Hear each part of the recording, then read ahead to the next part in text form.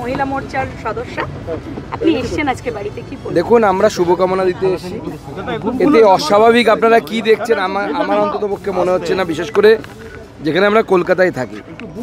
এর আগে আপনারা বহু রাজনৈতিক ব্যক্তিত্বের বিয়ে দেখেছেন, যদি বলেন প্রিয়রঞ্জন দাসমুন্সির বিয়ে দেখেছেন, আপনারা ইন্দ্রজিৎ গুপ্তর বিয়ে দেখেছেন, তিনি আবার ধর্ম পরিবর্তন করে বিয়ে করেছিলেন।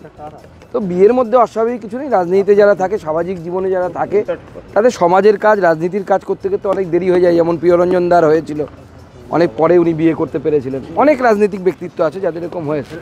তো স্বাভাবিকভাবে আমরা মাননীয় দিলীপ দার এবং তার আগামী নববধূ যিনি আসছেন, তাদের আগামী জীবন অত্যন্ত শুভ হোক, ভালো হোক। সবারই জীবনে এটা ব্যক্তিগত ব্যাপার, এটা ব্যক্তিগত পরিসর। আমার সেই জন্য মনে হয় ব্যক্তিগত পরিসরে কারো বেশি না ঢোকাই ভালো। আমরা পার্টির তরফ থেকে শুভেচ্ছা দিয়েছি, জানিয়েছি, এবং তাদের আগামী জীবন সুন্দর হোক, সুখী হোক, এটা আমাদের কামনা। বিয়েটা একদমই ঘরোয়াভাবে হচ্ছে, উনি যেটা আমাদেরকে জানিয়েছেন। আজকে সন্ধ্যাবেলায় সম্ভবত বিয়ে। আমরা শুভকামনা দিতে গেছিলাম, শুভকামনা হয়ে গেছে। বিয়েতে আমাদের থাকা সম্ভব না। আমি নিজে বালুঘাট চলে যাচ্ছি আজকে, গোটা দিন বৈঠকের পর আমার নিজের এলাকায় যাওয়ার বিষয় আছে। তো যারা থাকবে তারা এক দুজন খুবই ক্লোজ যারা, তারাই আসবেন।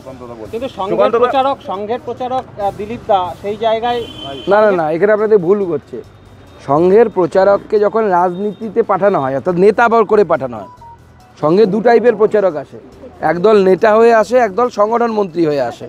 সংগঠন মন্ত্রী হয়ে যারা আসেন তারা প্রচারক থাকেন, কিন্তু নেতা হিসেবে যাদেরকে পাঠানো হয়, অর্থাৎ সভাপতি, জেনারেল সেক্রেটারি, এই সমস্ত পদে যারা থাকে, জেনারেল সেক্রেটারি অর্গানাইজেশন, তারা কিন্তু প্রচারক থাকেন না। প্রচারক থেকে তাদেরকে নিবৃত্তি দেওয়া হয়। উদাহরণস্বরূপ অটল বিহারী বাজপেয়ী এবং লালকৃষ্ণ আডবাণীর উদাহরণটা আমি বিশেষ করে রাখবো, কারণ উনি বিবাহিত ছিলেন, সেই জন্য। লালকৃষ্ণ আডবাণী প্রথম জীবনে সংঘের প্রচারক ছিলেন, আরএসএসের প্রচারক ছিলেন।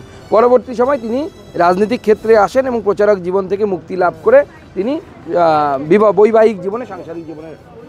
এটা সংঘের সিস্টেম।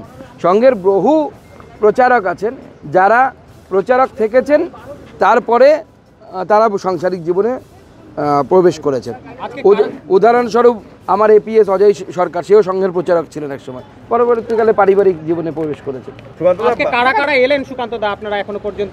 আমরা সবাই এসেছিলাম, সবাই পার্টির যারা বড়, সুনীল বনসাল থেকে শুরু করে, মঙ্গল পাণ্ডেজি থেকে শুরু করে, অমিতাভ চক্রবর্তী, সতীশ ধন, অমিত মালব্য আসতেন, উনি রাস্তায় দেরি হয়ে গেছে, উনি পৌঁছতে পারেননি। এরকম যত আমরা নেতৃত্ব, আমি, জ্যোতির্ময় সিং মাহাতো, লকেট চ্যাটার্জি, সবাই আমরা যারা নেতৃত্ব, আমরা এসে সবার নামই বললাম, কেউ মিস করিনি আসলে।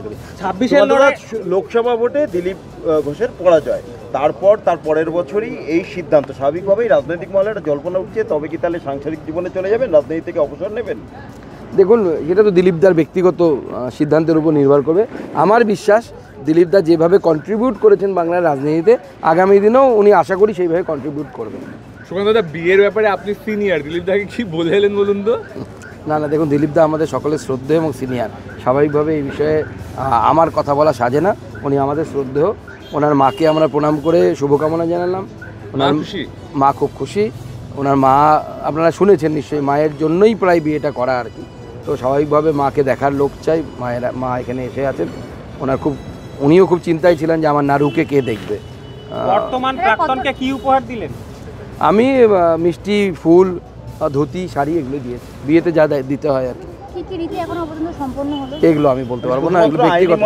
বিয়েটা হবে আজকে, আইনি মতে এবং বৈদিক মতে দুটোই হবে। থ্যাংক ইউ, ধন্যবাদ।